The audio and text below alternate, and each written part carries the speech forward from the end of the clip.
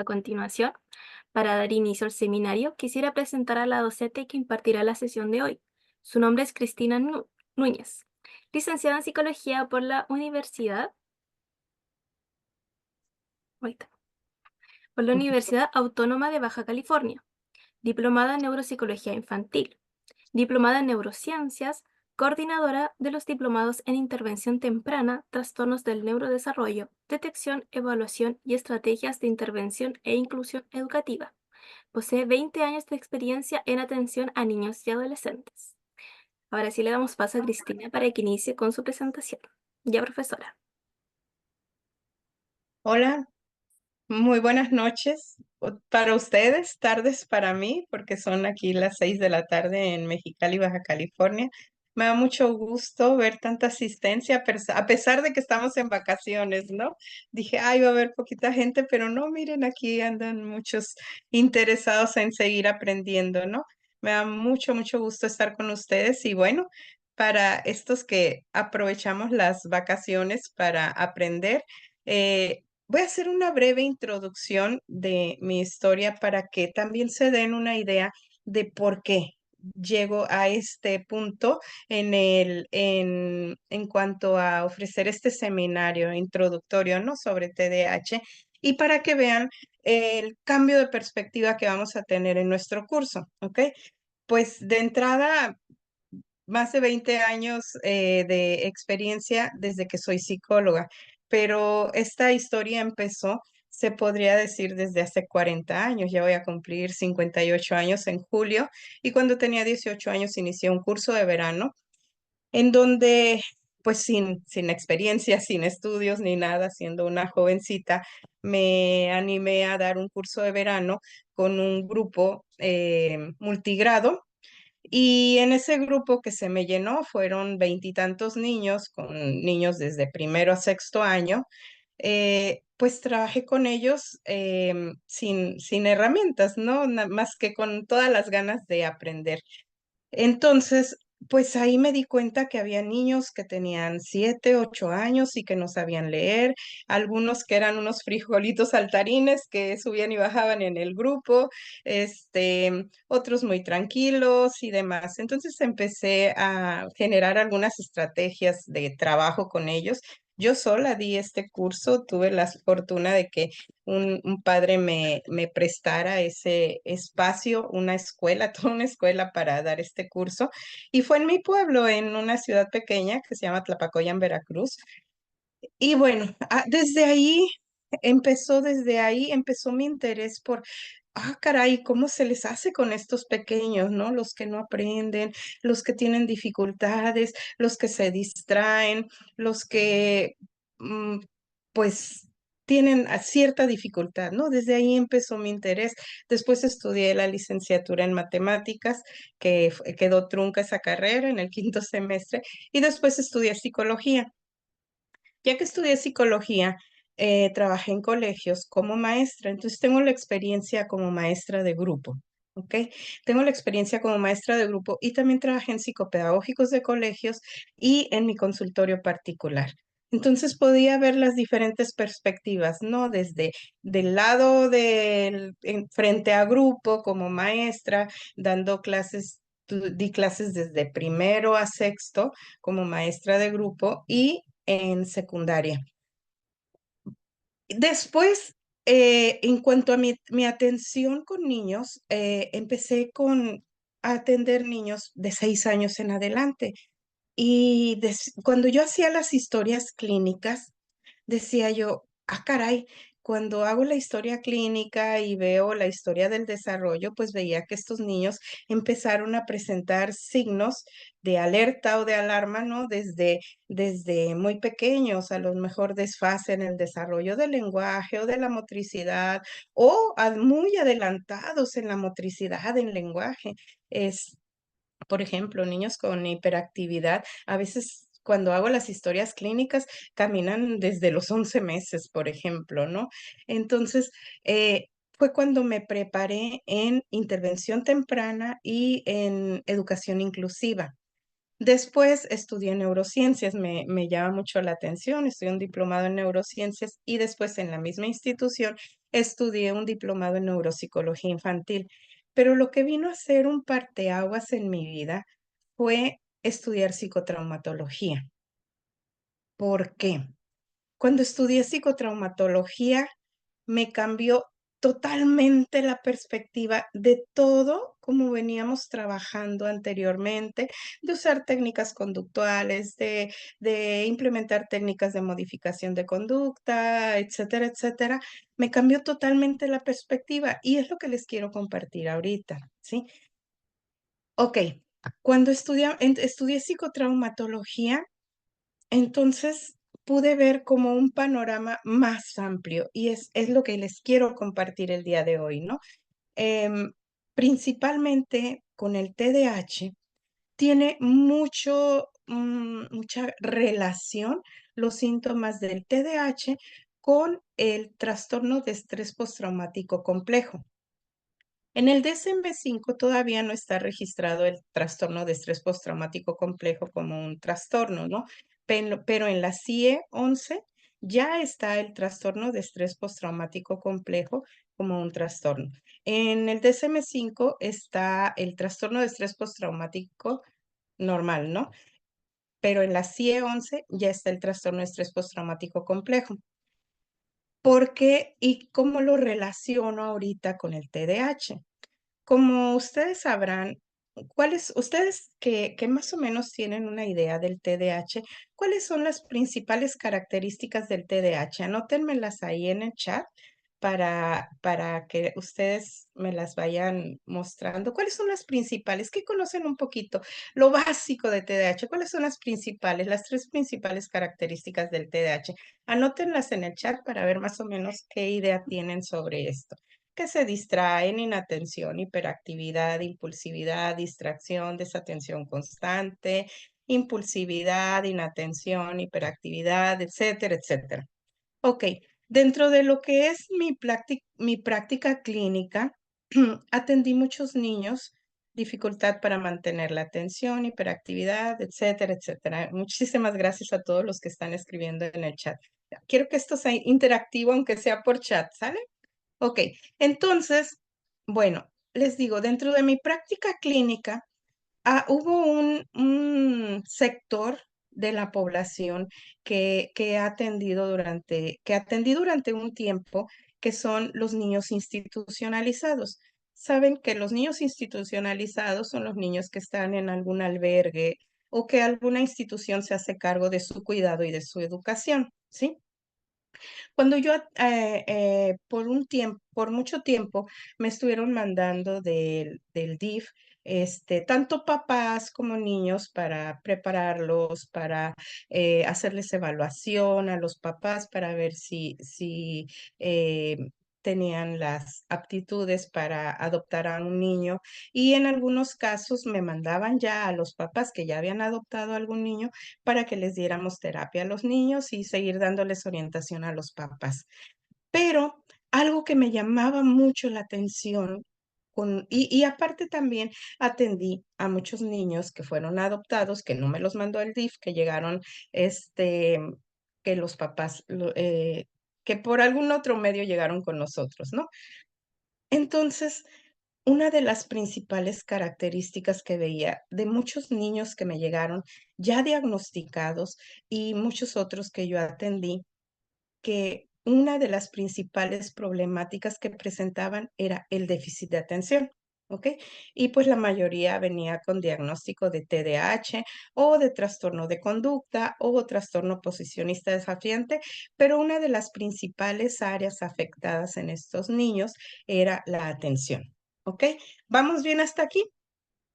Bueno, entonces, al ser ahora que les digo que me capacité en psicotraumatología y me sigo capacitando porque me está apasionando esta área, veo que una de las principales áreas afectadas cuando hay trauma es la atención, ¿ok?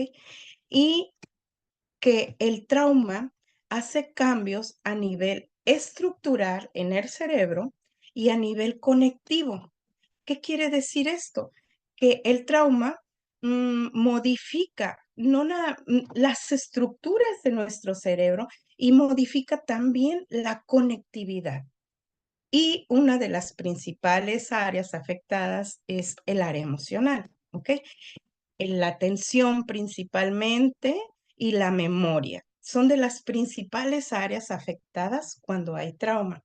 Ahora van viendo cómo hay cierta correlación. Por eso es tan importante que ampliemos nuestro panorama y nuestra visión de los niños, porque si nosotros hacemos una evaluación con los niños y nosotros evaluamos, como evaluaba yo antes, ¿no?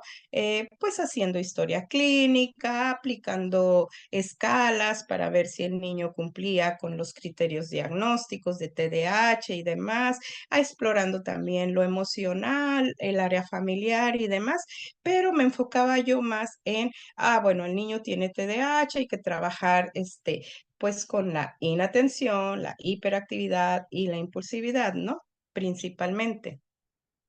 Cuando aprendo sobre psicotraumatología, me doy cuenta que la forma de trabajar tiene que ser diferente.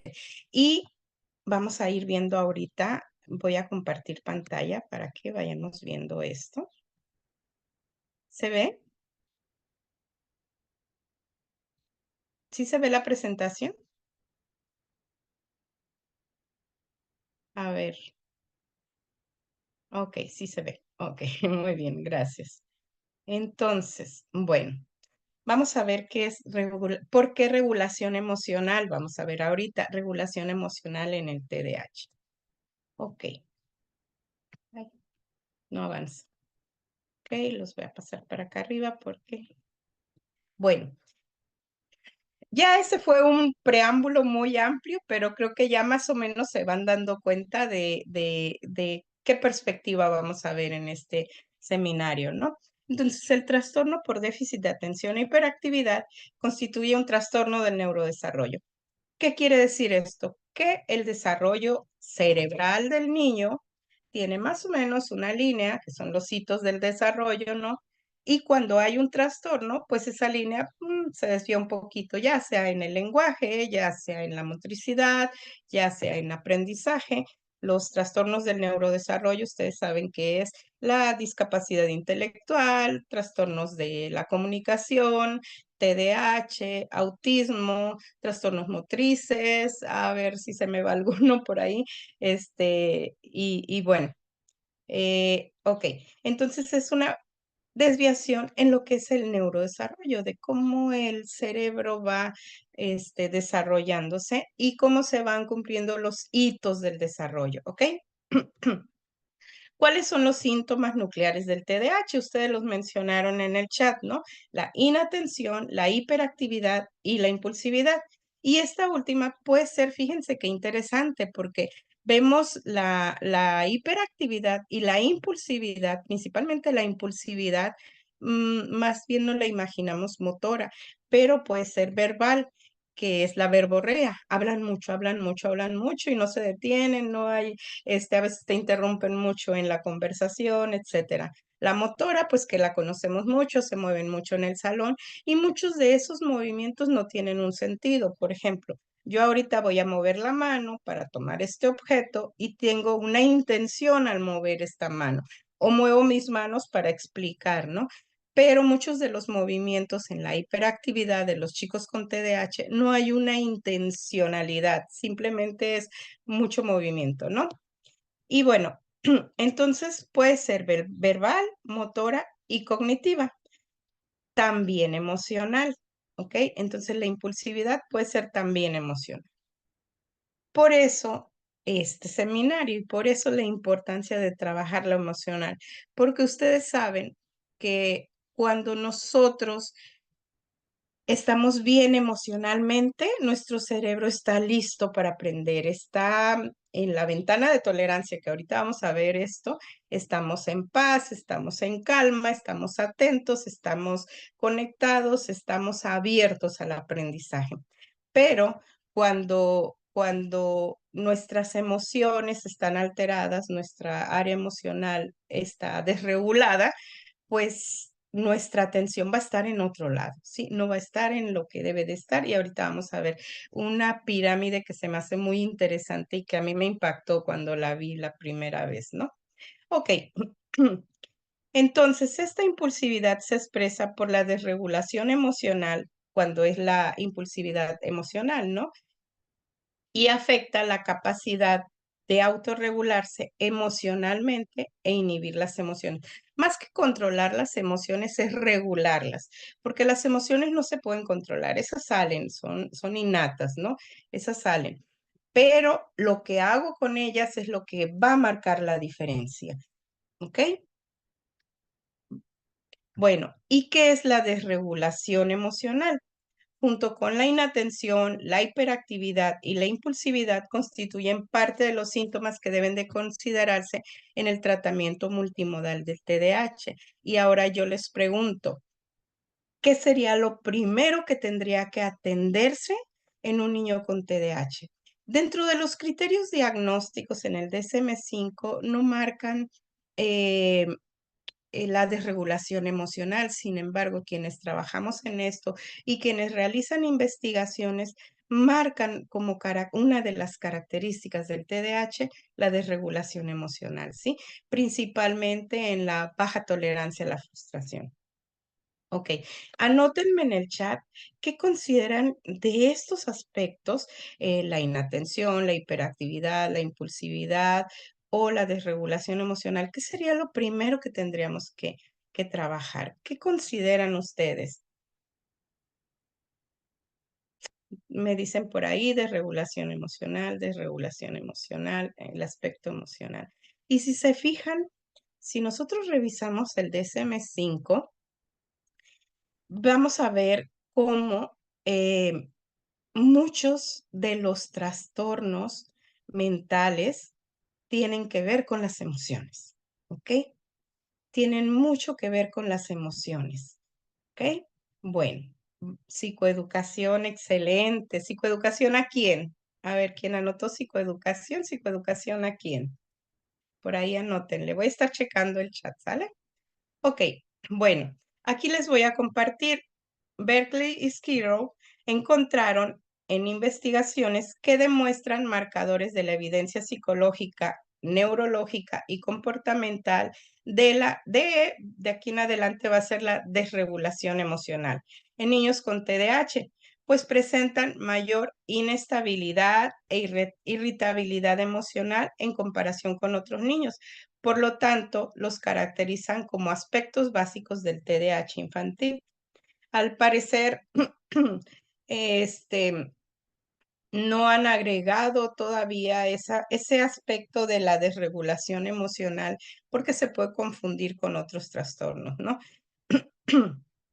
Varias investigaciones establecen la desregulación emocional como una de sus características clínicas y la describen como la labilidad emocional, ¿sí? Que cambian mucho sus emociones. La baja tolerancia a la frustración, la impulsividad emocional, la irritabilidad y arranques de enojo. Pero déjenme decirles que estas características también están en el trastorno de estrés postraumático complejo. ¿Ok? No voy a hablar ahorita del trastorno de estrés postraumático y demás porque no es el tema, ¿no? Pero vamos a tener otro curso en donde vamos a trabajar esto ya más a profundidad. Ok, ¿y qué son las emociones?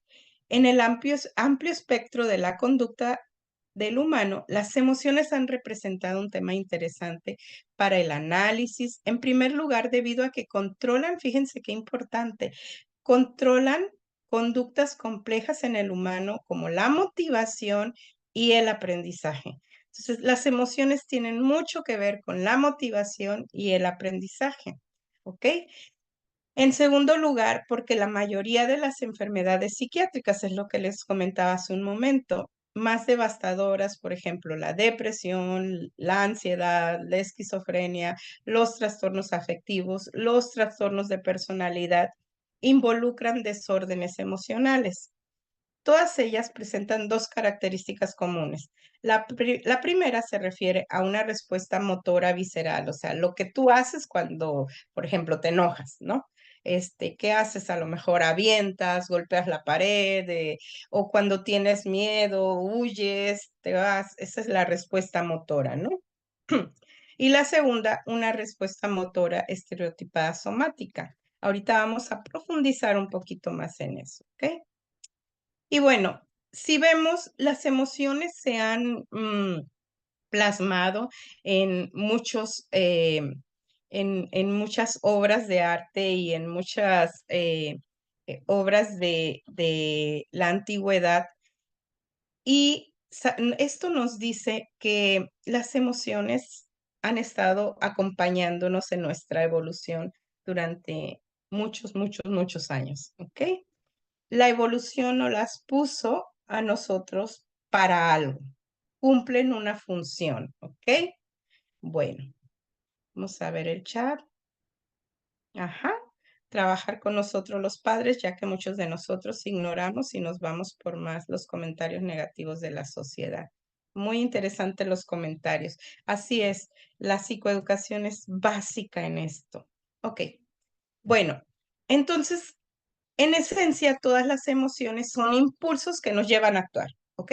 Nos llevan a actuar. Programas de reacción automática con los que nos ha dotado la evolución. ¿Ok? La misma raíz etimológica de la palabra emoción proviene del verbo latino movere, que significa moverse, más el prefijo que significa algo así como movimiento hacia, y sugiriendo de ese modo que en toda emoción hay implícita una tendencia a la acción. O sea, en toda emoción hay una tendencia a la acción. ¿Qué es lo que va a diferenciar esto? Ahorita vamos a ver. Las emociones son innatas. Esas nos dotó la evolución de ellas y las emociones van a salir sí o sí. Ahí no hay vuelta de hoja. La forma en que reaccionamos a ellas se aprende. Por eso, el comentario que por ahí hicieron en el chat de la psicoeducación a los padres está excelente. ¿Por qué?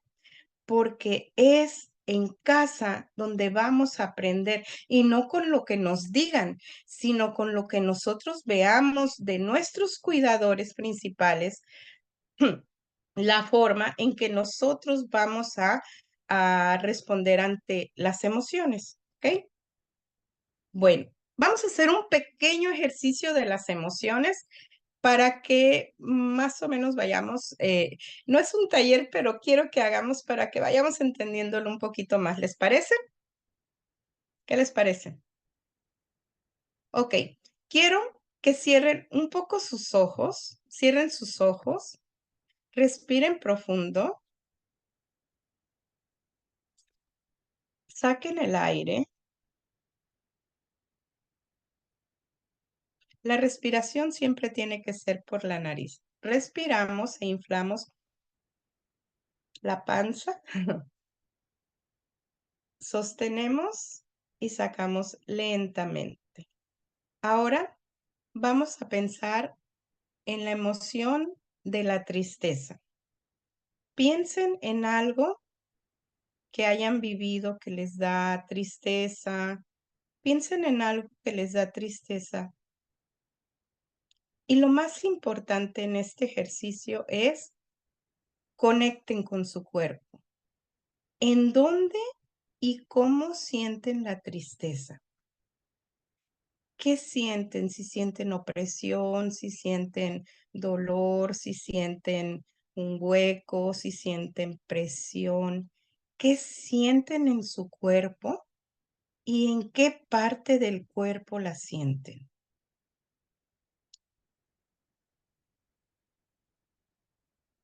¿Ok? Seguimos respirando. Sacamos el aire. Sacudimos el cuerpo para que se vaya la emoción. Sacudimos. ¿Ok? Pensamos en algo positivo. Respiramos, pensamos en algo positivo, algo bonito, y poco a poco regresamos a este momento y en este lugar.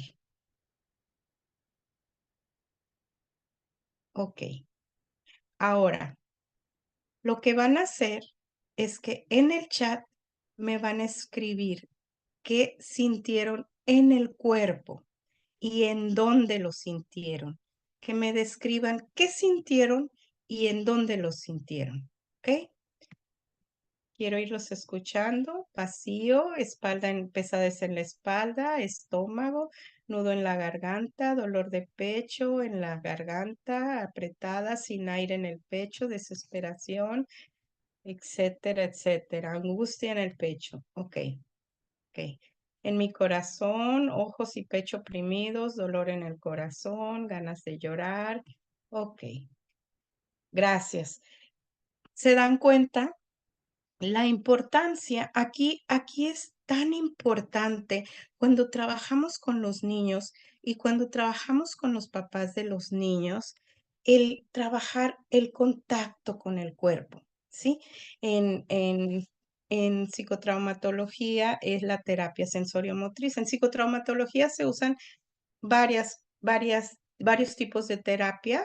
eh, em, basadas en la evidencia, ¿no? Y esta es la terapia sensoriomotriz. ¿Qué significa esto? Conectar con las sensaciones del cuerpo, ¿ok? ¿Por qué? Porque el cuerpo sabe primero antes que nuestro cerebro, ¿ok? El cuerpo se da cuenta antes. Si ustedes logran trabajar con los niños que conecten con su cuerpo, que conecten con las sensaciones, entonces estamos trabajando esta parte. Nosotros procesamos la información en 3 niveles de procesamiento, ¿ok? Procesamos la información desde el tallo cerebral, que son las sensaciones, que es lo que acabamos de hacer ahorita, ¿ok?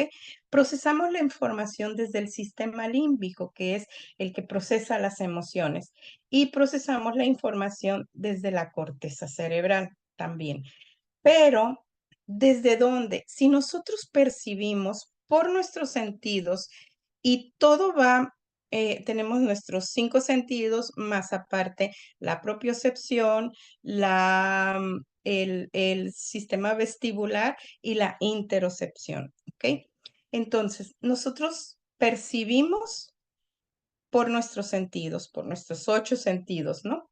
Entonces, todo eso va a través de nuestro sistema nervioso y llega a dónde llega primero esas percepciones, a dónde llegan primero esas sensaciones. Llegan primero al tallo cerebral, ¿ok? Por eso es tan importante que nosotros enseñemos a nuestros niños y a los papás de los niños. La psicoeducación tiene que ser primero con los papás, ¿ok? Que a conectar con nuestro cuerpo, ¿ok? Preguntas hasta aquí. Pueden ir haciendo preguntas en el chat y podemos irlas respondiendo, ¿eh? Ok, y si se fijan en esta imagen, emociones, tenemos nuestras emociones básicas, pero hay todo un abanico de emociones que son más leves o más intensas, ¿sí? Entonces, tenemos, por ejemplo, la ira.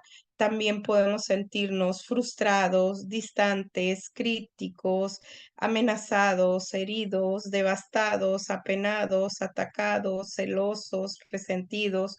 O, por ejemplo, el asco, podemos decir, porque el asco no es nada más a algo que comes, también puedes sentir asco por alguna acción. Nosotros, por ejemplo, somos los únicos, los seres humanos, somos los animales pueden sentir asco también, pero por comida, por cosas, ¿no?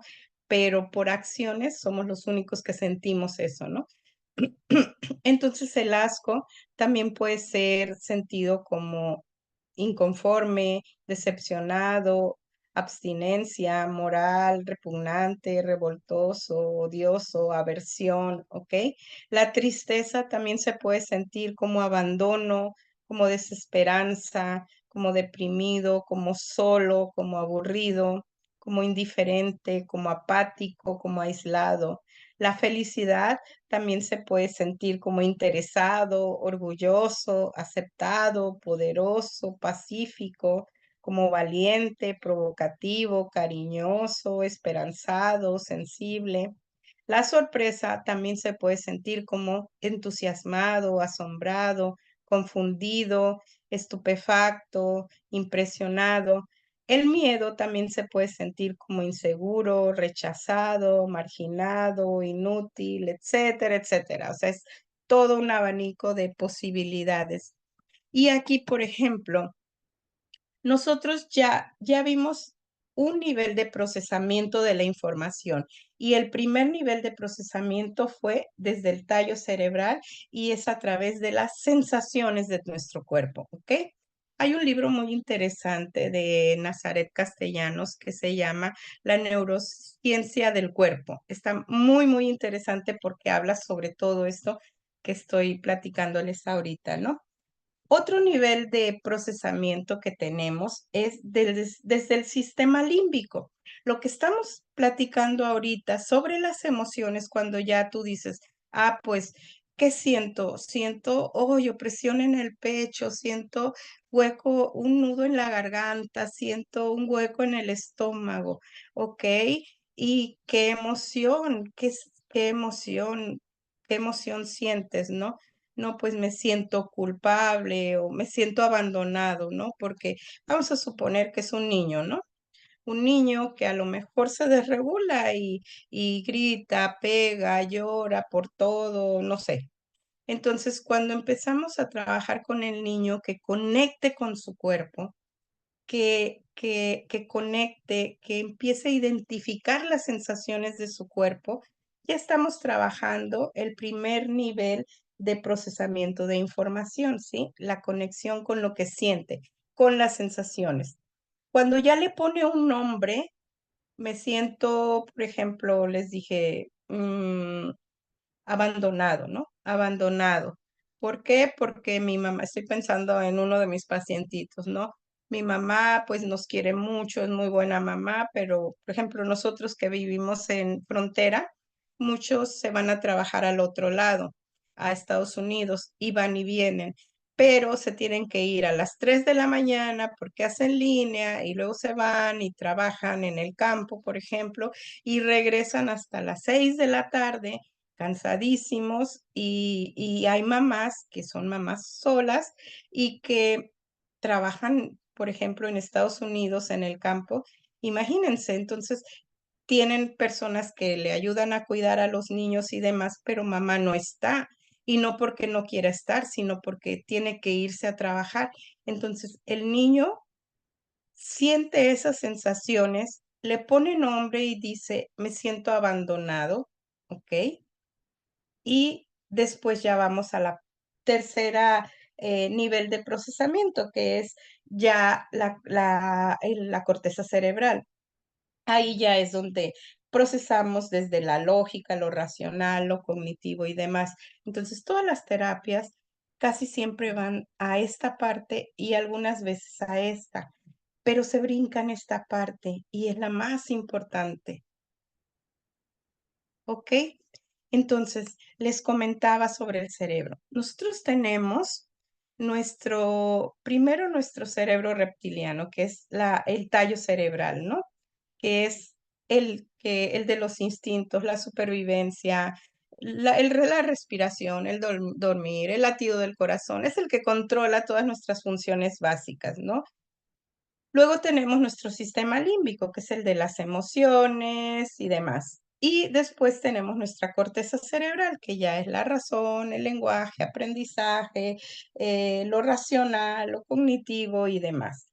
Y si se fijan, el 85% de nuestras decisiones están controladas por estas dos partes de nuestro cerebro y el 15% por esto. Sí han escuchado hablar de que nuestras conductas están más controladas por el inconsciente que por la parte consciente, ¿no? Entonces, pues nuestras decisiones están más controladas por esa parte inconsciente, ¿no? Que está abajo de la corteza.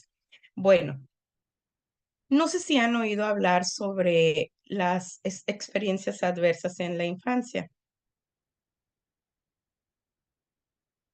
Muy bien, depende de la edad del niño. Los papás deben acompañar a su hijo o hija en el proceso. Muy bien. Entender por lo que están pasando, ya que honestamente habemos padres que por más que nos expliquen no queremos entender, pero a los papás, ok, fíjense, y ahorita voy a comentarles algo. Los niños, entre más pequeños son, más dificultad tienen para regular sus emociones. ¿Por qué? Porque nuestro cerebro madura de abajo hacia arriba. ¿Qué significa esto? Nosotros cuando nacemos, nuestras primeras interacciones con el mundo, nuestros primeros movimientos son movimientos reflejos, ¿ok? ¿Por qué? Porque el cerebro va madurando de aquí para arriba, ¿ok? Entonces, ya conforme vamos creciendo, ya nuestros movimientos ya tienen una intención. Ya el bebé estira la mano para agarrar el biberón, pero en un principio todos nuestros movimientos son reflejos. A veces les preguntamos en la historia clínica a los papás, ¿a qué edad sonrió el niño? No, pues desde que nació tenía una sonrisota, pero esa sonrisa del bebé es un es refleja, ¿no? Hasta alrededor, ¿por qué? Porque ni siquiera su vista está todavía madura.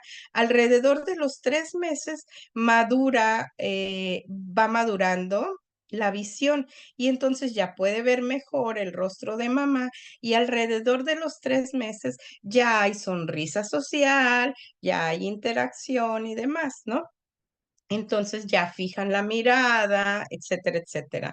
Entonces nuestro cerebro va madurando de abajo hacia arriba y de atrás hacia adelante. Entonces, la última área en madurar es la corteza prefrontal, ¿no? El área frontal de nuestra corteza. Entonces, un niño va a estar, sus conductas van a estar, entre más pequeños sean, van a estar controladas más por nuestras áreas más primitivas. Conforme fuimos evolucionando, nuestras áreas más primitivas son el tallo y el sistema límbico. Entonces, las conductas de los niños, entre más pequeños sean, van a estar más controladas por esto, de forma más impulsiva y conforme van creciendo y va madurando. Y si esta área, el área prefrontal, madura hasta los 25 años aproximadamente, entonces la regulación emocional, todo eso, pues está muy inmaduro en un niño. ¿Qué significa esto? Que el niño no se autorregula, el niño se corregula. ¿Qué es esto? Que tiene que haber otro cerebro regulado, tranquilo, en calma, sereno, para calmar el cerebro del niño, ¿ok? Y bueno, no sé si ustedes han oído hablar de las experiencias adversas en la infancia. Las experiencias adversas en la infancia es una investigación a nivel mundial que nos muestra el impacto que tiene lo que nosotros vivimos de niños en, no nada más en nuestra conducta, sino también en nuestro cuerpo, en nuestra mente, en cómo se estructura la mente, en cómo se programa nuestro cerebro, en cómo se conecta nuestro cerebro. También el impacto que tiene en, en, en nuestro sistema, tanto en todo lo que es nuestro sistema, ay, inmune, nuestro sistema inmune, también tienen impacto las experiencias adversas en la infancia, en todo nuestro cuerpo. Entonces, cuando un niño ha vivido experiencias adversas en la infancia, la probabilidad de que se enferme, de que tenga problemas de atención, a más experiencias adversas en la infancia, la probabilidad de que tenga problemas de atención, de concentración, de aprendizaje, de lenguaje, que sea más propenso a enfermedades, etcétera, etcétera, es mayor. A más experiencias adversas es mayor. Si ustedes buscan en internet el cuestionario de experiencias adversas en la infancia, ahí se van a dar una idea. ¿Y qué son las experiencias adversas en la infancia? Lo voy a decir rapidito porque pues no es el tema, ¿no? Las experiencias se llaman las ACEs, en inglés son las ACEs. Pero si ustedes ponen investigación sobre experiencias adversas en la infancia o las ACEs, ACES, este, van a encontrar mucha información sobre eso, ¿ok? Entonces, bueno, tiene que ver con disfunción familiar, que por ejemplo ha habido algún miembro de la familia que haya ido a la cárcel, que haya en la familia alcoholismo o drogas o abuso de sustancias como de cualquier sustancia, ¿no? Y el alcoholismo no es nada más que se haya tirado al alcohol la persona. También el que cada 8 días el padre o la madre tome alcohol en las fiestas, en la reunión, aquí en Mexicali, por ejemplo, en el norte, son las carnitas asadas que se reúnen y toman cerveza y eso también cuenta, ¿no? El que haya habido violencia de género, que hayas visto o vivido el maltrato hacia tu madre, ya sea física, emocional, verbal, etcétera. El que en disfunción familiar, el que algún miembro de la familia haya tenido alguna enfermedad mental, puede ser diagnosticada o no diagnosticada, porque muchas veces cuando hacemos el cuestionario de experiencias adversas en la infancia, la persona te puede decir, no, nadie de mi familia ha tenido enfermedad mental, nadie, ¿no? Pero cuando te platico, cuando estás más en la historia clínica, más a profundidad, te platica, no, pues la abuela se la pasaba triste y llorando, se preocupaba por todo, etcétera, etcétera. A lo mejor no diagnosticada, pero sí había enfermedad mental. O la mamá muy desesperada, ansiosa, le daban crisis de ansiedad, pero no se diagnosticó, ¿no? Entonces, otro aspecto de las experiencias adversas en la infancia con respecto a la disfunción familiar, bueno, no me acuerdo ahorita de todas, pero bueno, más o menos se van dando una idea, ¿no? Con respecto a lo que es el abuso, puede ser abuso físico, abuso sexual, abuso emocional. Y con respecto a lo que es la negligencia, puede ser la negligencia física o la negligencia emocional. Y aquí quiero hacer un énfasis en esta área de lo que es la negligencia, porque en psicotraumatología, en las investigaciones que se han hecho y demás, tiene más impacto a nivel emocional, a veces más la negligencia, principalmente la emocional y la física también. ¿Por qué? Si se fijan, en cuanto a negligencia, es cosas que debieron de haberte dado, pero que no te las dieron. Por ejemplo, la atención médica, la atención psicológica, pasa mucho, yo visito mucho las escuelas, hablo mucho con las maestras, hablo mucho con los padres, trabajo mucho, mi principal trabajo es con los padres. Para mí el 50-60% de mi trabajo es con los padres, ¿ok? ¿Por qué? Porque los padres entendiendo esto cambian mucho. En algunos casos me ha pasado que ni siquiera llegué a conocer al niño y se generaron muchos cambios cuando trabajo con los padres, ¿ok? Entonces, bueno, cuando hay negligencia física, les digo que yo visito muchas escuelas, a veces estoy mucho en contacto aquí en México, si conocen los equipos de USAER que están en las escuelas y que es un equipo multidisciplinario que apoya a los niños dentro de las escuelas y, por ejemplo, canalizan a los niños porque detectan desfase en el desarrollo del lenguaje, desfase en el desarrollo del aprendizaje, en la atención, en lo conductual y los canalizan a atención y muchas veces los papás no los llevan a atención. Eso es un tipo de negligencia o que no te den lo que tú necesitas para vivir, como pues llevarte al médico o ropa, comida, cuando hubo escasez de alguna de esas cosas. Es una negligencia física. Y la negligencia emocional es, y ahorita se está dando tanto porque cada vez es más el que les den a los niños los celulares y no conecten emocionalmente con sus hijos. ¿Sí?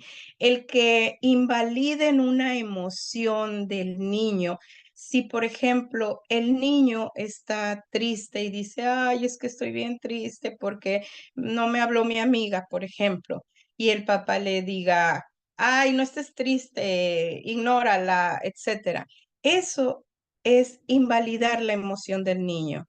¿Por qué? Porque hay dos realidades. Una es tu realidad como papá, que tú lo ves como algo mínimo, pero para el niño su realidad es otra. E invalidar su realidad es como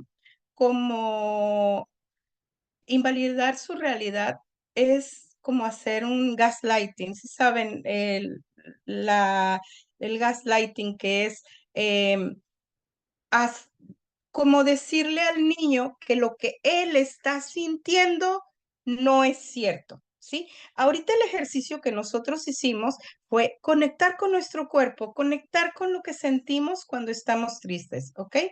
Entonces, imagínate que tú viviste esa situación que ahorita te imaginaste que te dio mucha tristeza, pero a lo mejor para tu esposo o para tu esposa, eso es cualquier cosa, es mínimo el decirte, ay, no estés triste, no es para tanto, es, es como gaslighting, ¿no? Es invalidar lo que tú estás sintiendo.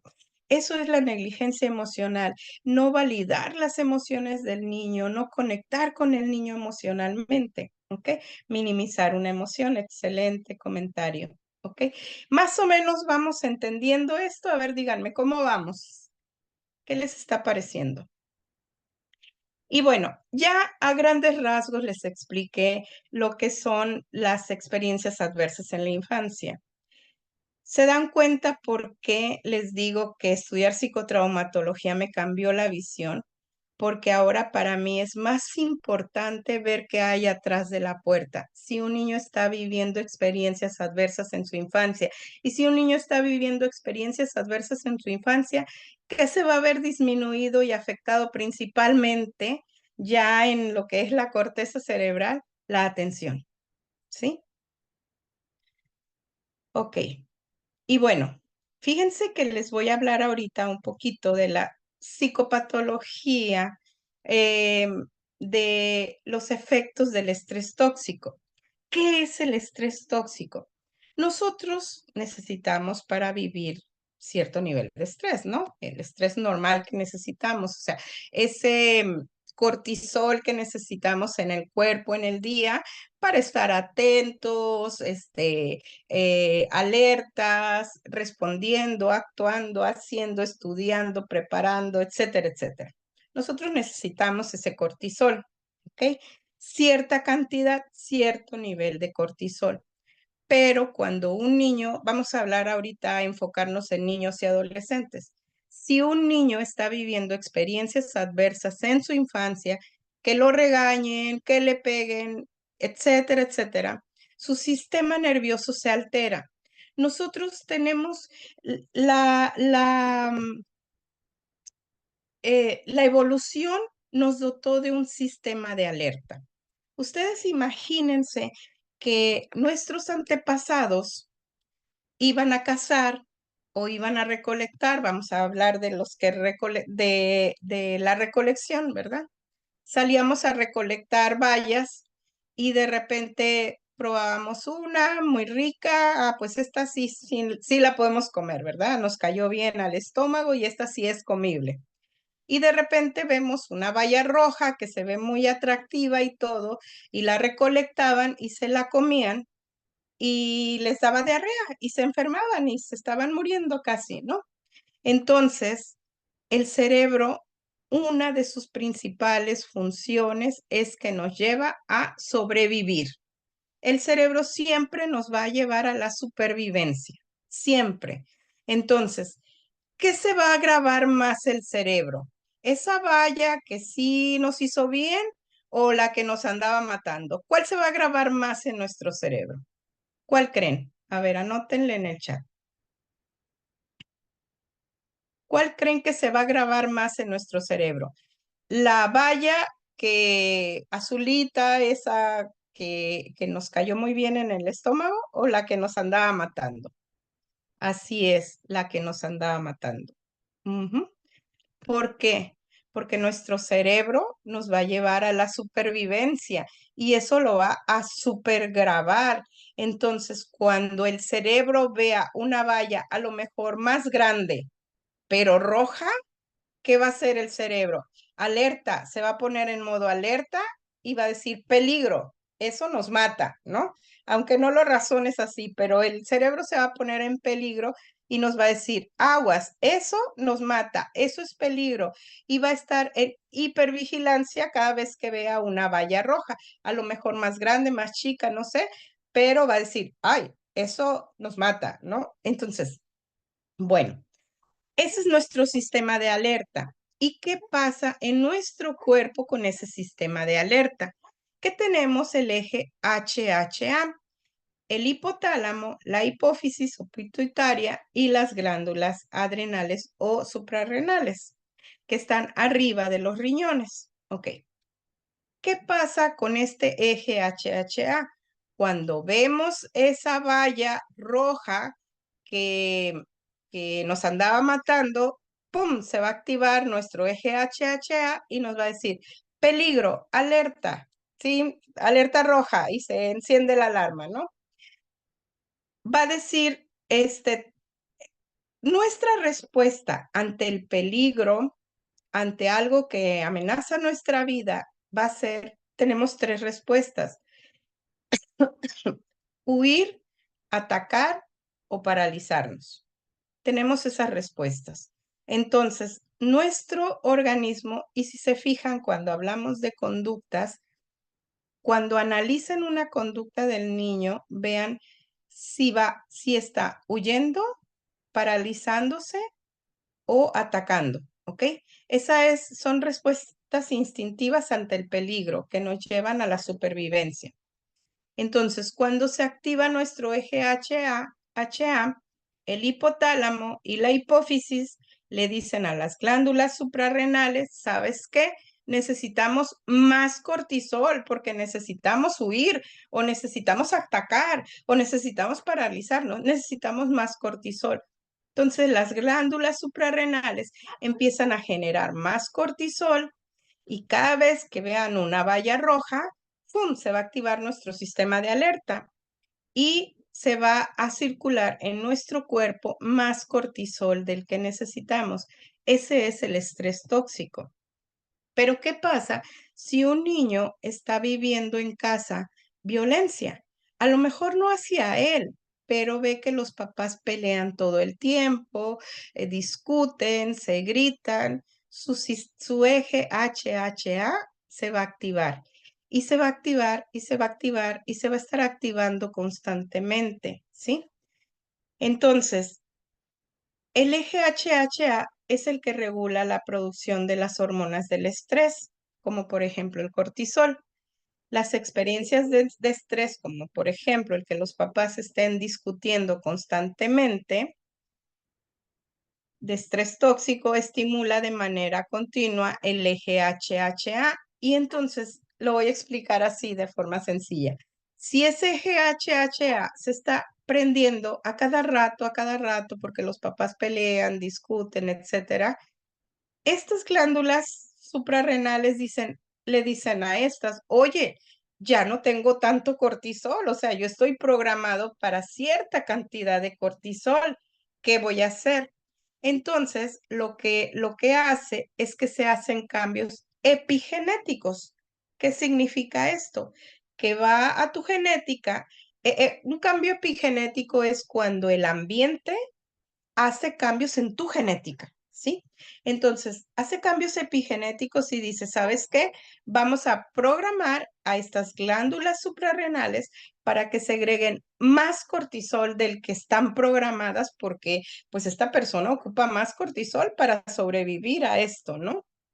A lo mejor ya no son los mamuts y los leones los que nos están atacando, sino nuestros propios cuidadores son los que están activando nuestro eje HHA.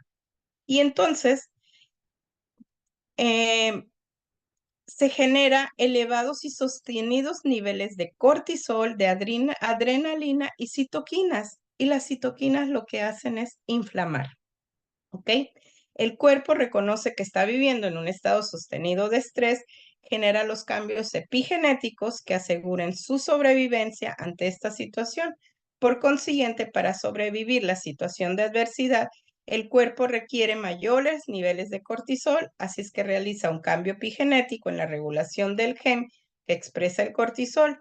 Este cambio epigenético reprograma la producción basal, o sea, la producción normal, la básica que teníamos de cortisol, se cambia hacia arriba.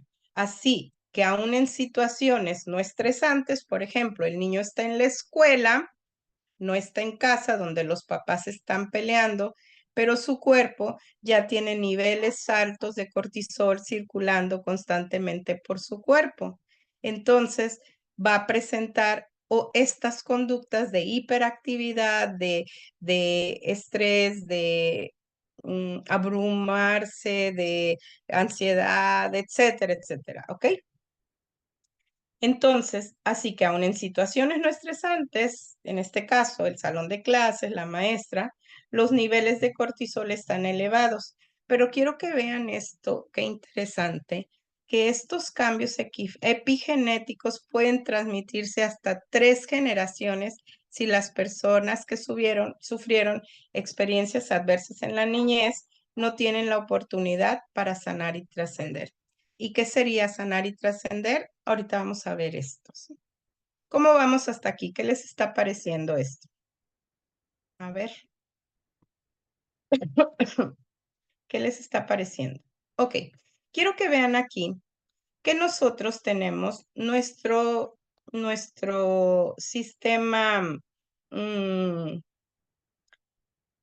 interesante, gracias. Tenemos nuestro sistema parasimpático. Y nosotros tenemos nuestro sistema simpático. Y yo digo, siempre digo, para que se acuerden, el simpático no es tan simpático y ahorita vamos a ver por qué. Bueno, el sistema parasimpático es cuando se contraen las pupilas, se estimula la salivación, se reduce el latido cardíaco, se contraen los bronquios, se estimula la actividad digestiva. Es cuando estamos bien, cuando está activado. El sistema simpático y parasimpático se van activando hasta con la respiración, ¿no? Están alternando, pero dentro de niveles, por decirlo, normales, ¿sí? El sistema simpático, que les digo que no es tan simpático, es cuando estamos en modo alerta, ¿ok? Pero cuando estamos en modo alerta, que ya papás pelean mucho en casa, nosotros vamos a estar en modo alerta. ¿Qué quiere decir? Que el que más va a estar encendido, por decirlo así, va a ser nuestro sistema simpático. ¿Por qué? Porque necesitamos luchar, atacar, huir o, ¿qué era la otra? A ver quién me la dice. Las 3 respuestas. Atacar, huir o, ¿cuál sería la otra? Congelarnos, paralizarnos. Excelente. Ajá. Entonces, el sistema parasimpático, si papás están peleando constantemente, niveles de cortisol alto en el niño, ¿ok? Entonces, o el niño sufre bullying en la escuela, niveles de cortisol alto, el que más está activado es el sistema simpático, que es el que dilata pupilas, inhibe la salivación, relaja los bronquios, acelera el impulso cardíaco, inhibe la actividad digestiva, estimula la liberación de glucosa en el hígado, secreción de adrenalina, norepinefrina por las suprarrenales, más que por el riñón, más por las suprarrenales, y cortisol, ¿no? Relaja la vejiga, por eso cuando alguien está muy asustado se orina, ¿no? Y contrae el recto. Ok, ahora, si nuestro sistema simpático está activado siempre, nos podemos enfermar posteriormente. Por eso la gastritis nerviosa, la colitis nerviosa, etcétera, etcétera. Por eso cuando veo a veces en Facebook y en algunas publicaciones que dicen, ay, no, a nosotros me pegaban con la chancla y no me pasó nada. Pero si te fijas, esa persona, cómo anda de ansiedad, cómo anda su estrés, cómo anda su depresión, cómo andan sus relaciones, si se ha divorciado muchas veces, si no se sabe relacionar eficientemente con otras personas, etcétera, etcétera, ¿no?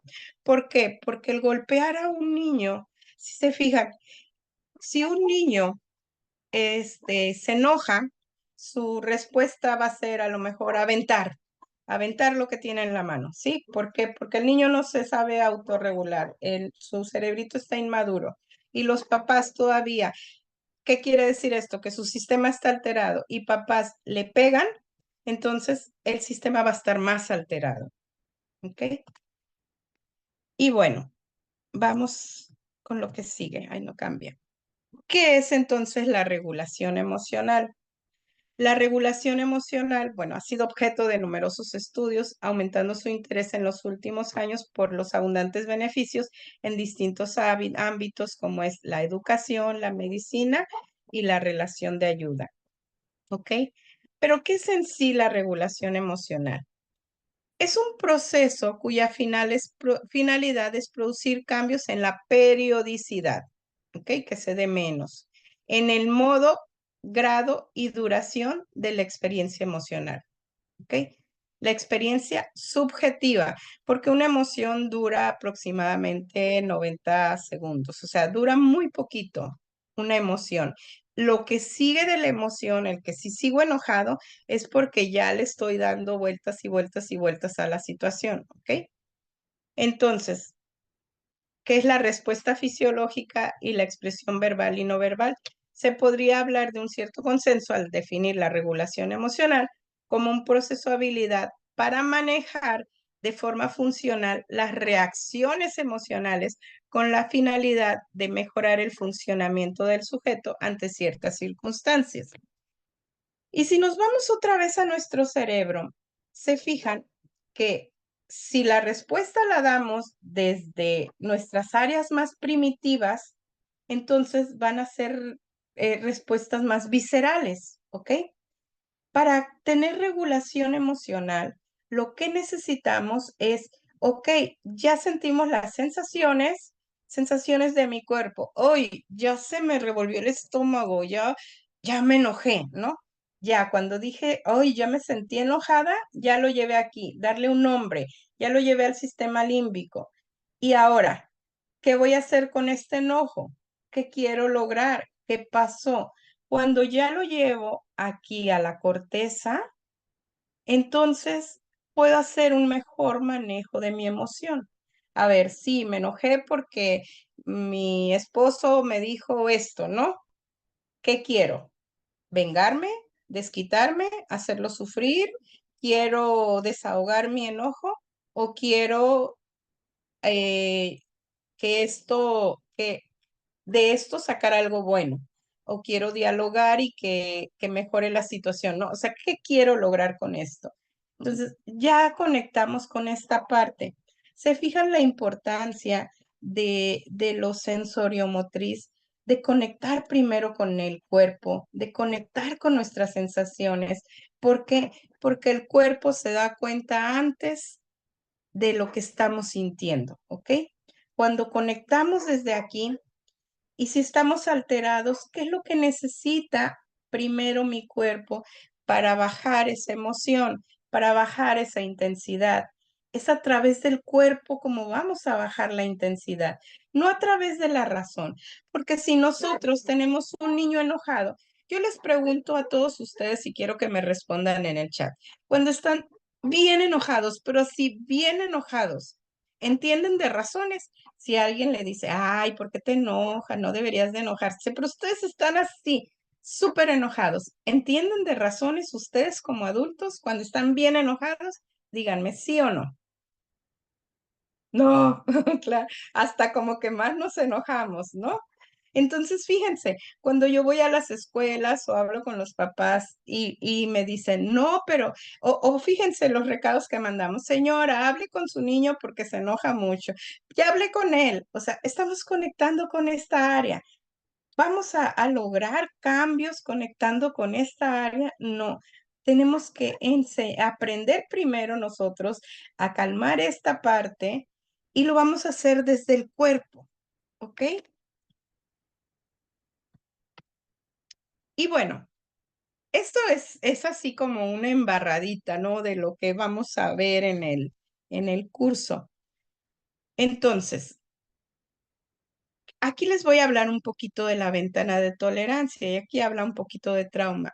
Es importante cuando hagamos un diagnóstico de TDAH no nada más ver si el niño cumple con los criterios diagnósticos del TDAH, que es inatención, impulsividad, hiperactividad, ya aplicamos escalas, si el niño cumple con todos los criterios, ya aplicamos hasta pruebas neuropsicológicas como la BANFE y vimos que el área orbitomedial, etcétera, etcétera, salió baja y bueno, las funciones de esas áreas salieron bajas y no hay inhibición de las conductas y demás, ¿no? Tiene dificultad para la toma de decisiones, no ve costo-beneficio de la toma de sus decisiones, ok, ya no salió con todo, pero si no exploramos qué pasa atrás de la puerta, qué pasa atrás de la puerta, si el niño está viviendo experiencias adversas, ¿qué tendríamos que trabajar primero? ¿Será TDAH? O a lo mejor el niño ya tiene un trauma, un trastorno de estrés postraumático complejo, que es el que viven las personas que vivieron experiencias adversas en la infancia, ¿no? Entonces, es tan importante ver cómo los papás corrigen conductas, porque cuando yo pregunto en la historia clínica, ¿y cómo corrigen las conductas? Me decía una mamá. No, pues yo con una tablita la tengo arriba del refrigerador y cualquier cosa saco la tablita y pues le pego. Y así me educaron a mí y míreme, aquí estoy, ¿no? Entonces, pues lo que están haciendo es hiperactivando el sistema del niño. Cuando nosotros estamos esta es la ventana de tolerancia de Siegel. Si ustedes buscan los libros de Siegel, es muy interesante toda la aportación que él ha hecho a este campo, ¿no? De la psicotraumatología, a través de investigaciones basadas en las neurociencias, ¿no? Y él nos habla que tenemos una ventana de tolerancia, que es esta de en medio, que es cuando estamos en paz, cuando nos sentimos bien, cuando eres capaz de hacer frente a los vaivenes de la vida, cuando te sientes tranquilo, sin estar agotado y puedes estar en alerta, una alerta normal y no ansioso, ¿no? Y en esta, desde la ventana de tolerancia, por supuesto que se va a dar mejor el aprendizaje, la atención va a estar mejor, etcétera, etcétera. Hacia arriba, cuando nos desregulamos hacia arriba, es cuando nos sentimos, vamos a suponer que pasó algo y nos sentimos agitados. Y si se fijan, no es una emoción en específico, no es decir, cuando me enojo o cuando me tengo miedo, no. Pueden ser todas las emociones, porque puede ser hasta la alegría. Cuando la alegría está en el tope, como en el trastorno bipolar, que es manía, entonces hay una hiperestimulación, ¿no? Entonces, cuando nos desregulamos hacia arriba, que nos sentimos fuera de la ventana de tolerancia, medio nerviosos o medio ansiosos, o cuando nos sentimos abrumados, enojados, o con miedo, o con estrés, o etcétera, etcétera. Puede ser que nos salgamos de la ventana un poquito y estemos en la desregulación o en la hiperestimulación, cuando ya esto se desbordó, ¿no? Como un volcán en erupción. Yo esto lo trabajo con los niños como la ventana de tolerancia es el área del fin, cuando te sientes tranquilo, etcétera, etcétera. Y la parte de arriba la manejo como el área tiburón, ¿no? Cuando nos hiperactivamos.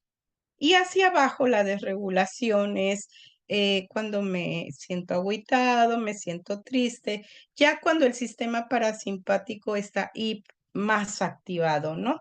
Que se pasa y ya se va a la tristeza, a la desesperanza, y ya muy más abajo, pues es cuando ya nos vamos muy abajo a la depresión, a la disociación, que en psicotraumatología se trabaja mucho con la disociación. Y fíjense qué interesante conocer sobre disociación, porque podemos pensar que un niño esté distraído y puede estar disociado. Pero bueno, ese es otro tema, pero investiguen sobre disociación porque podemos confundir a un niño distraído con un niño disociado, ¿no? Entonces, cuando nos vamos de la ventana de tolerancia hacia abajo es cuando nos sentimos apagados, tristes, etcétera, etcétera. Entonces, todos vamos a salirnos de la ventana en uno u otro momento. Podemos irnos hacia arriba porque pasó algo y me enojé, me estresé, me preocupé, o puedo irme hasta abajo, me agüité por algo que pasó. Pero el detalle está, como decía Cantinflas, el detalle está en tener las herramientas para regresar a la ventana de tolerancia. Si yo estoy desregulada hacia arriba, estresada y todo, tenerlas, una, identificar cuáles son mis disparadores y la otra, tener herramientas que me regresen a la ventana de tolerancia. ¿Ok? Y también, si me voy hacia abajo, identificar qué pasó, por qué, o sea, lo que disparó la desregulación y tener herramientas para subir, para regresar a la ventana de tolerancia. Y si se fijan, el estrés y el trauma pueden reducir tu ventana de tolerancia. ¿Qué significa esto? Y aquí es lo importante que quiero que ustedes vean que cuando una ventana de tolerancia está reducida, esto significa que cualquier cosita me puede disparar hacia arriba o hacia abajo y me puedo ir así, por cualquier cosita me puedo ir pum hasta arriba o hasta abajo, ¿sí? Eso es que mi ventana de tolerancia esté reducida. Entonces el trabajo está en ir ampliando la ventana para que nos mantengamos en la medida de lo posible más en ella o sepamos regresar a ella. Preguntas que tengan hasta aquí, ¿cómo ven? ¿Qué les ha parecido esto? Escríbanme en el chat, ¿qué les está pareciendo? Ajá, ok. Y bueno, lo que sigue es, y bueno, ¿qué puedo hacer, no? ¿Qué puedo hacer con esto? Una, dotar a los niños de herramientas para que sepan regresar a la ventana de tolerancia, ¿ok? ¿Cuáles son estas herramientas? Por ejemplo, nosotros podemos pensar una herramienta que la tenemos siempre a la mano es nuestra respiración. La respiración es una herramienta que nosotros podemos ir entrenando a nuestros niños para que tengan respiraciones. Nosotros tenemos tres tipos de respiraciones. Una es la clavicular, cuando se mueve aquí esta parte, ¿no? La más rapidita, ¿no? Luego es la respiración, ay, se me olvidó el nombre. Y bueno, al final es la diafragmática, a ver si me acuerdo de la de aquí. Al final es la diafragmática, ¿no? Cuando inflamos la panza y respiramos profundamente y sacamos el aire lentamente, ¿ok? Pero fíjense qué interesante.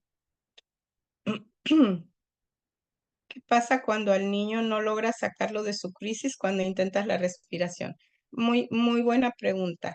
Fíjense, hubo una investigación en donde, bueno, hay muchas investigaciones sobre esto y les quiero explicar.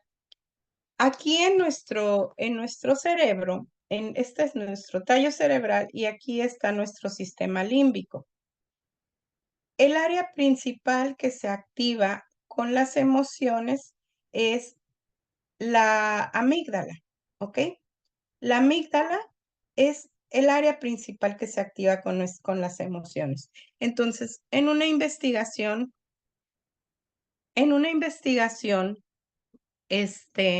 entre muchas, en una que se hizo sobre esto de las emociones, eh, voy a poner el ejemplo de una señora que llegó a la investigación y dijo, yo vengo bien enojada con mi marido, ¿no? Vengo bien enojada. Entonces, pásele, señora, usted es candidata para esta investigación, ¿no? Entonces entra la señora y ya la meten a todos los aparatos para ver qué pasa en su cerebro. Y en efecto, su amígdala estaba activada, ¿no? Estaba activada porque iba muy enojada la señora. Entonces, cuando le dicen, a ver, le vamos a pasar una imagen en donde usted va a ver palabras para que identifique qué emoción está sintiendo, ¿no? Entonces ya le empezaron a poner palabras como las del círculo ese que les mostraba. Entonces, cuando esta persona empezó a ver este enojo, no, sí siento enojo, pero había muchas otras palabras, pero una de ellas era decepción, ¿no? Entonces, cuando ve decepción, no, en verdad, lo que siento en verdad es decepción, más que enojo, ¿no? Entonces, cuando ella pudo darle un nombre a esa emoción, empezó a apagarse la amígdala, ¿sí? Y empieza a encenderse el área prefrontal, ¿no? Está acá, ajá, el área prefrontal. Entonces, fíjense qué importante es cuando enseñarle al niño a identificar la emoción y nosotros validar su emoción, ¿sí? No se trata de, ay, cálmate, ¿sí? Sino de que él conecte con lo que siente y él le ponga nombre a su emoción, ¿ok? Eso es lo más importante, porque yo les voy a hacer una pregunta y quiero que me contesten en el chat. ¿Cómo deducimos el tiempo de crisis en frustración en un ambiente social? Ok, bueno, este, mm, les voy a hacer una pregunta. ¿Qué es una persona segura de sí misma? ¿Cómo sabemos cuando una persona es segura de sí misma? ¿Cuándo sabemos que una persona, qué es para ustedes una persona segura de sí misma? Por el autocontrol que refleja. Es que puede ser una persona que, entre comillas, se autocontrole mucho, pero puede tener un apego evitativo. Y entonces, fíjense, porque con respecto a las emociones, si se fijan, no usamos la palabra control. No es controlar las emociones porque las emociones no se pueden controlar, se pueden regular. Lo que yo haga con la emoción va a salir, no se puede controlar. Si no, se nota en su expresión al andar, conexión, sistema de seguridad que está equilibrado por su actitud, autoconfianza que comunique su lenguaje corporal, decisiones, cuando se regula dependiendo del entorno. Nosotros podemos pensar que una persona se regula, pero a lo mejor se está tragando las emociones, ¿sí? Una persona podemos pensar que se regula y en realidad se está tragando sus emociones. No conecta con sus emociones, no conecta con lo que siente.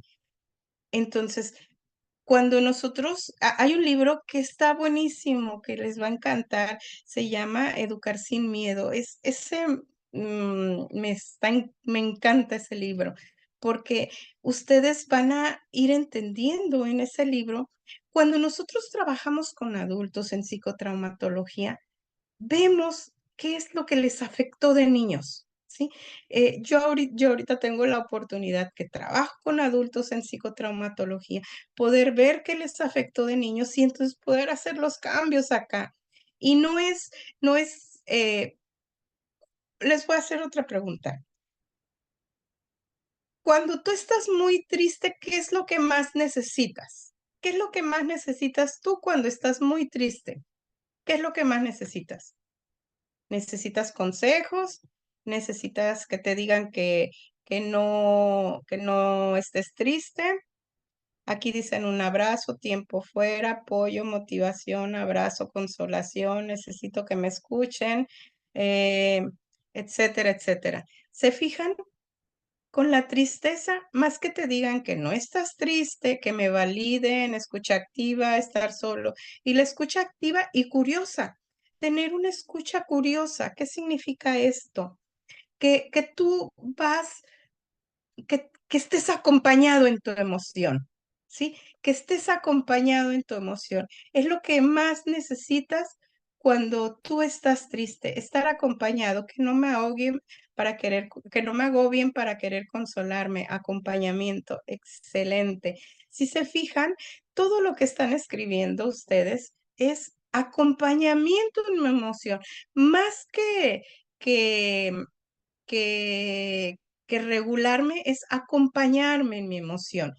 Ya a lo mejor después del acompañamiento, si tú necesitas llorar, lo que más te va a servir es llorar, porque tu cuerpo, cuando no sé si les ha pasado a ustedes, por ejemplo, que de repente empiezan a llorar. Ay, déjenme ver qué hice.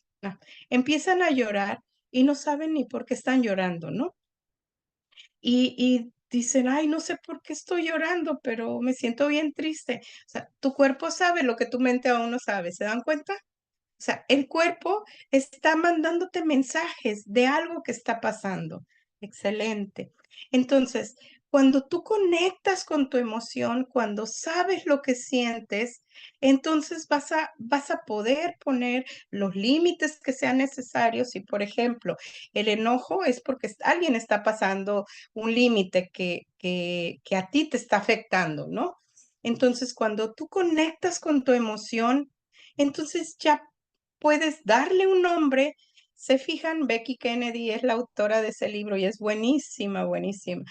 Okey, entonces cuando tú conectas con la emoción, y puedes darle un nombre, la amígdala se va calmando y entonces puedes conectar con tu área prefrontal y entonces tomar una decisión más sensata, más coherente, más dirigida a un objetivo y no nada más a sacar la emoción. No sé si me explico, ¿sí? Entonces, fíjense que es Becky Kennedy en su libro, es Educar sin miedo, está muy interesante. Becky Kennedy en su libro dice, una persona segura es la que sabe conectar con sus emociones, sabe qué es lo que siente. Por ejemplo, si yo les digo, una mujer que la golpea el marido, hace un rato vi un video que decía, es que mi marido no me entiende, me golpea, me trata mal, ¿qué debo de hacer? ¿Qué debo de hacer? Esta persona no está conectando con su cuerpo, no está conectando con lo que siente, tiene dudas de cómo se siente, ¿sí me explico? Y tiene que estar preguntando. Esto no quiere decir que no sea bueno corregularse, es bueno corregularse, también ayuda, pero cuando tú estás sola y no tienes con quién regularte, tienes que confiar es en tu intuición, en lo que tu cuerpo te está diciendo e identificar lo que tu cuerpo te está diciendo. Eh, este tema da para mucho de qué hablar, pero bueno, esto es una introducción a esto. Y quiero mostrarles esta imagen que les digo que es la imagen que a mí me impactó. Si se fijan, ¿cómo es el comportamiento de una persona con trauma?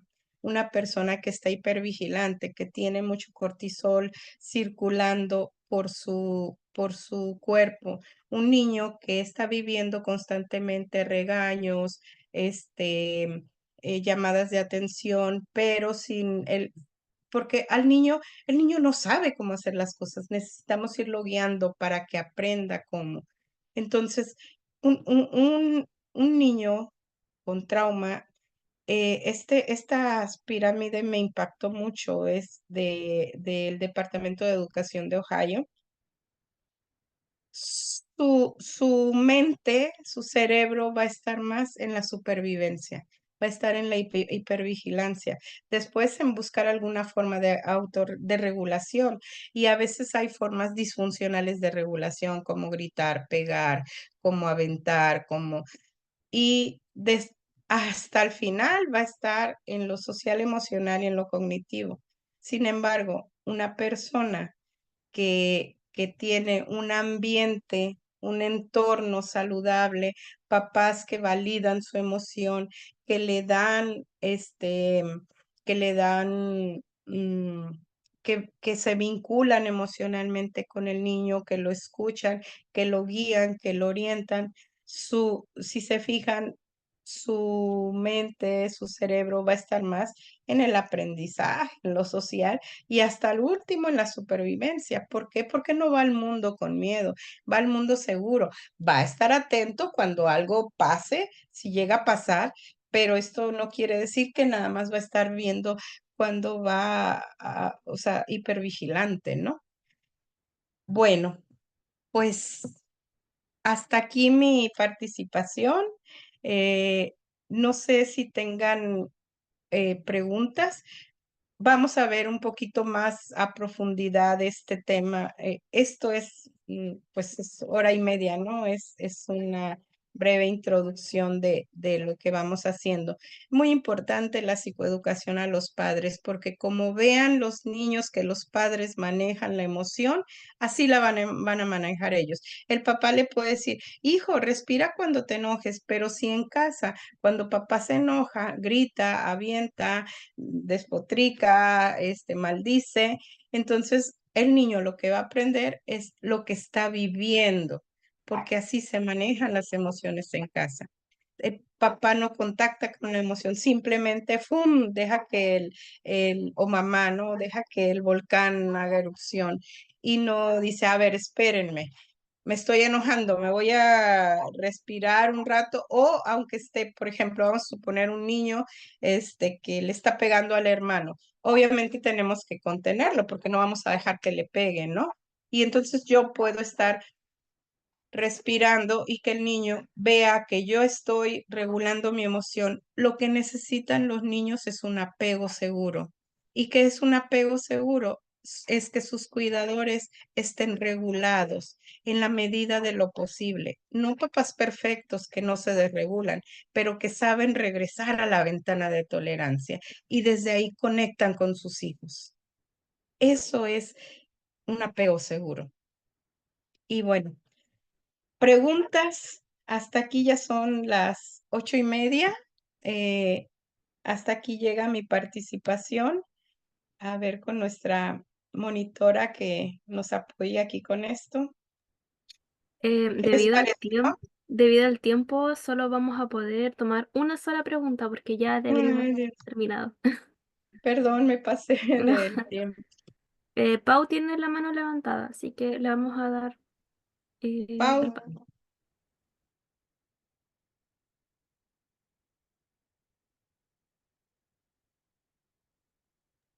Reactivé el audio, pero no. espero que les haya servido esta información. Creo que ahí tiene el micrófono abierto, pero no habla nada. Pau, no, no te escuchamos.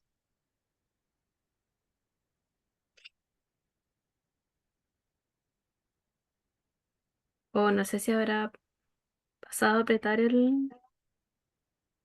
Muchas gracias por todos sus comentarios. O otra persona, Irma entonces. Irma también levantó su mano. Irma, Gracias, muchas gracias. Buenas noches. Maestra, ¿cómo saber cómo regularnos? O ¿cómo sea, regularnos nosotros? sí, yo no sé cómo me regulo, por ejemplo, y a lo mejor a muchos nos pasa.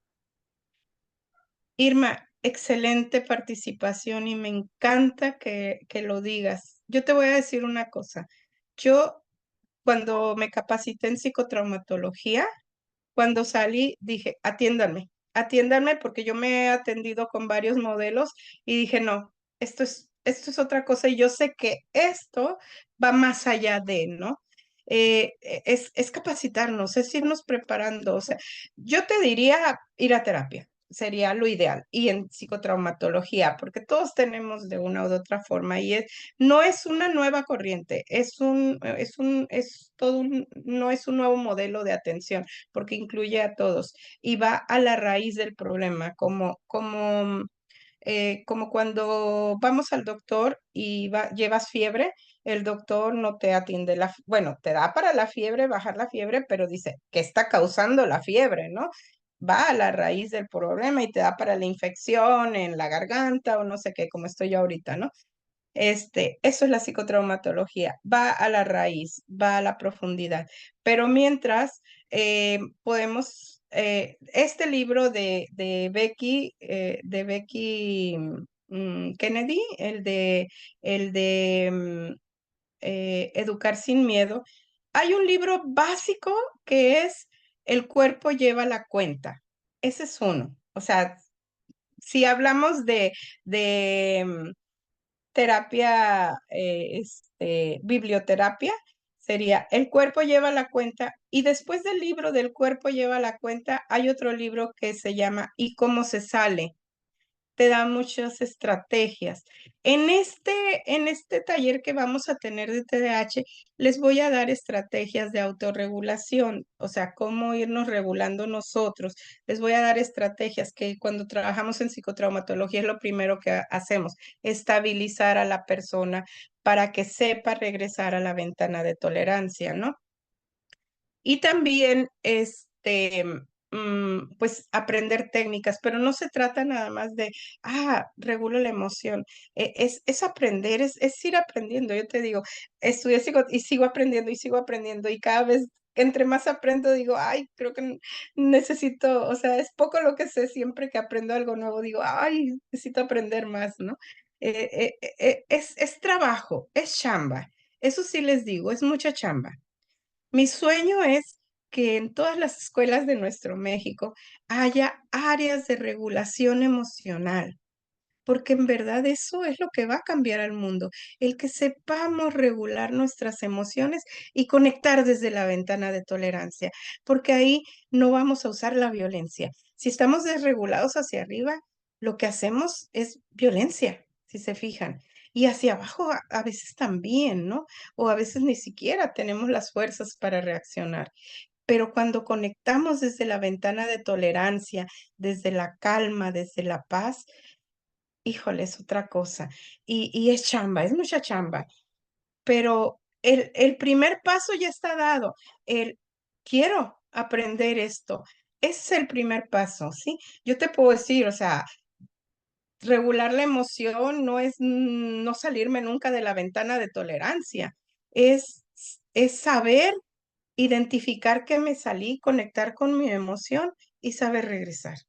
Ese es el punto. No es ser perfecta, ¿sí?